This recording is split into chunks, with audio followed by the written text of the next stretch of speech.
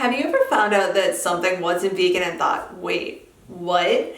Hey, I'm Amanda Pelletier with Live Grow Green, and today I want to talk about what makes a product vegan and 6 foods that you probably didn't know weren't vegan and what you can have instead.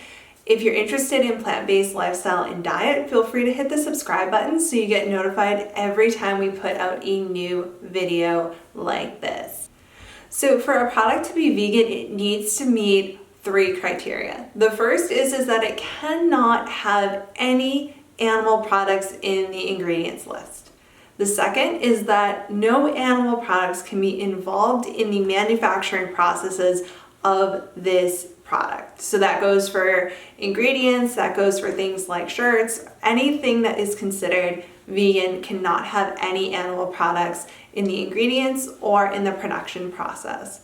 And the last portion of it is that it cannot be tested on animals. So there can be no animal cruelty involved in the process whatsoever.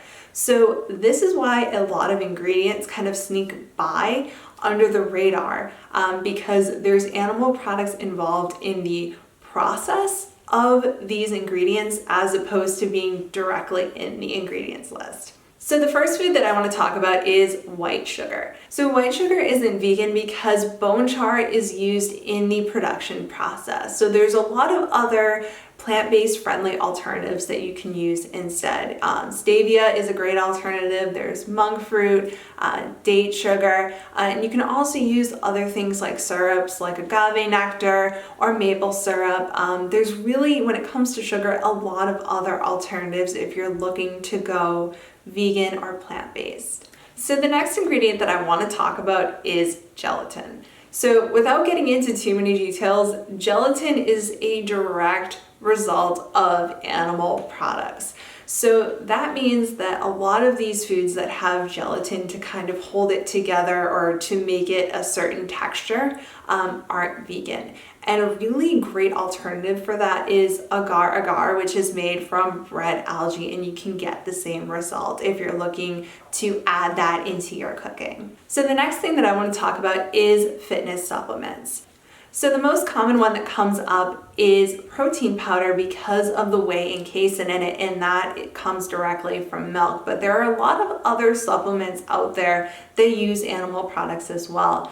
One that blew my mind was BCAAs are made from duck feathers. So if you're going plant-based, and in particular if you're going plant-based for health and you already use these supplements, it's worth looking into what is actually in these supplements and the plant-based alternatives that you can use going forward. So the next food that I want to talk about is honey. So honey is often overlooked, especially for people who are new to going plant-based, but it is classified as an animal product and one of the easiest, in my opinion, to substitute out.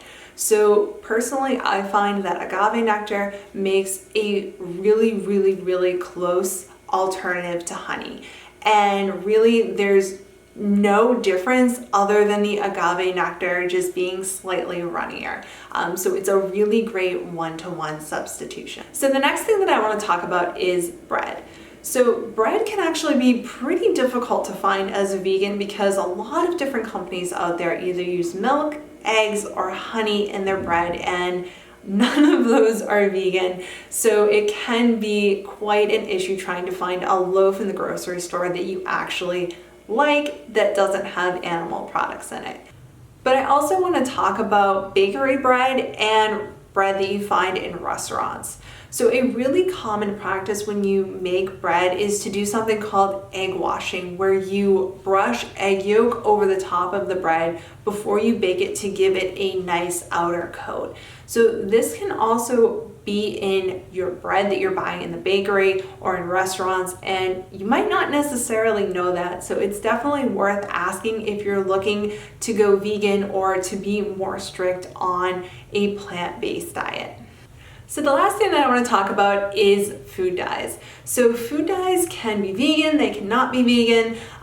Really, it depends on the brand, sometimes even the color. And that's because there are animal products used in some dyes that are natural or made from insects. So it's really a hit or miss situation. But you can buy plant-based food dyes that are vegan, so you do know if you're using it for a particular recipe, especially baking, that you are using a plant-based version. So I hope you enjoyed the video. If you did, feel free to give it a thumbs up and subscribe so you get notified whenever we publish a new video like this.